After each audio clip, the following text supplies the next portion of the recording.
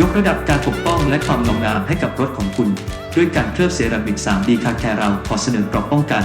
ที่ทนทานต่อปัจจัยด้านสิ่งแวดล้อมช่วยเพิ่มรูปลักษณ์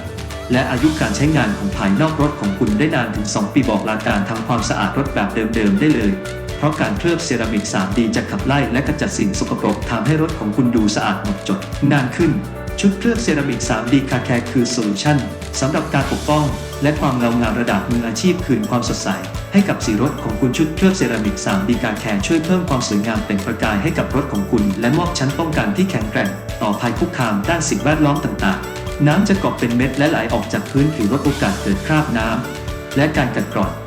จากสิ่งปนเปื้อนที่เป็นกรดได้อย่างมากลงทุนกับการเคลือบเซรามิก 3D คาแคร์เพื่อให้ได้พื้นผิวที่สวยงามและได้รับการปกป้องซึ่งไม่เพียงแต่ดูดีเท่านั้นแต่ยังรักษาความสมบูรณ์และมูลค่าของรถของคุณอีกด้วย